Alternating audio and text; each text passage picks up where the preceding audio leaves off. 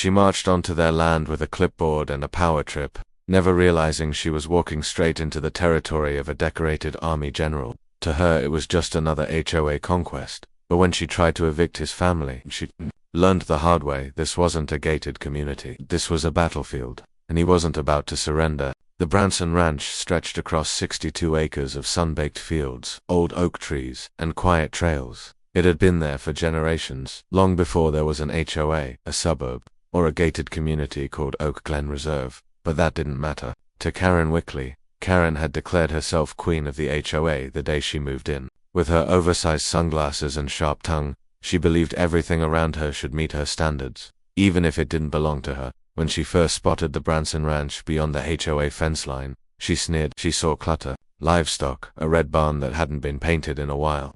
To her it was an eyesore threatening the prestige of her community. That land affects our property values, she told the HOA board. It's within visual jurisdiction, and it needs to be handled. The board didn't argue. They were used to Karen's tantrums, so she took matters into her own hands. One afternoon, she marched right up to the wooden ranch gate and taped an official-looking notice to it. This property is in violation of Oak Glen HOA aesthetic standards, it read.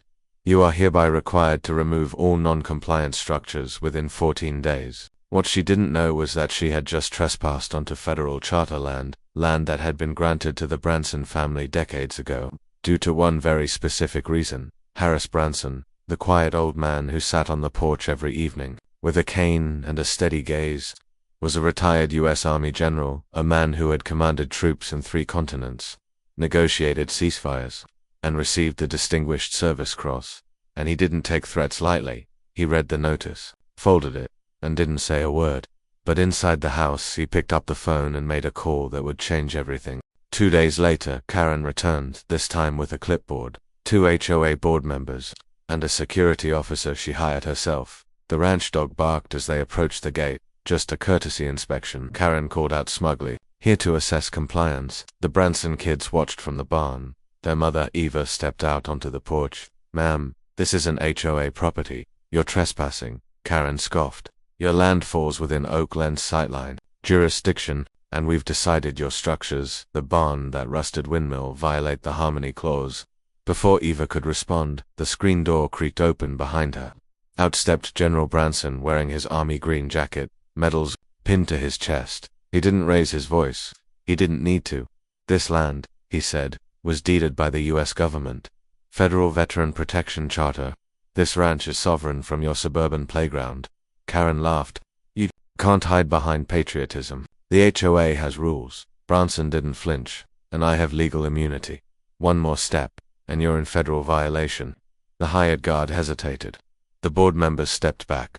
Karen, rattled but stubborn, shouted, You'll regret this. I'll take this to the county. Branson gave her a look, calm, piercing, unreadable. You already have, he said. Karen went straight to the county clerk's office. She filed a formal complaint, demanding property evaluation and removal of non-compliant structures bordering Oak Glen. But when the clerk saw the address, her demeanor shifted. That property's under federal charter, she said. It's protected. Karen slammed her hand on the counter, then override it. The clerk raised an eyebrow. Ma'am, that charter was granted by the Department of Defense. That ranch belongs to Major General Harris Branson, awarded federal protection status for life. You're not just going up against a homeowner. You're poking a hornet's nest. Karen left, red-faced but determined. She posted about the Bransons on the HOA Facebook page, spinning the narrative. Aggressive family, illegally using land, refusing to comply. That same evening, General Branson made a quiet move. He contacted an old friend, now a regional judge. 2 days later, Karen received a letter. It was not from the HOA, it was a cease and desist from a federal court, citing attempted intimidation, trespassing on protected land, and defamation against a decorated veteran. It also included a warning. Any further contact with the Branson family or their property will result in prosecution.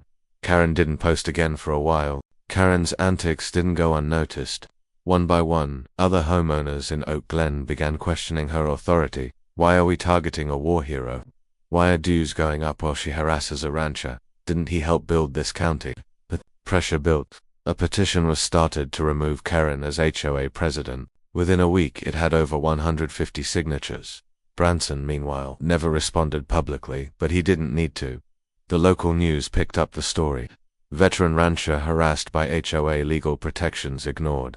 They aired photos of Karen, her violation notices, and her visit to the ranch, but sealed it. A week later, the HOA board voted her out. She tried to protest, called it slander, threatened lawsuits, but no one listened. Weeks passed. The Branson ranch returned to peace. The children played outside. The windmill turned again. Karen moved out quietly. Her home went up for sale. Neighbors barely said goodbye. One morning, a car pulled into the ranch driveway. A young man in uniform stepped out. He was a Marine.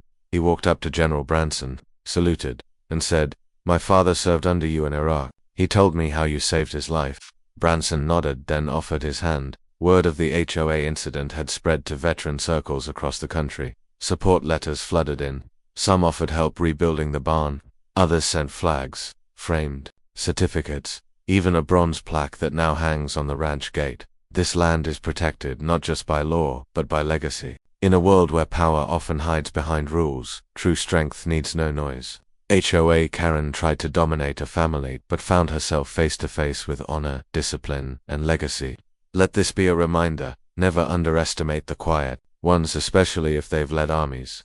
Subscribe for more stories where justice finds a voice. Comment below: should HOAs have the power to challenge private landowners? Turn on notifications so you don't miss the next time HOA Karen gets exposed.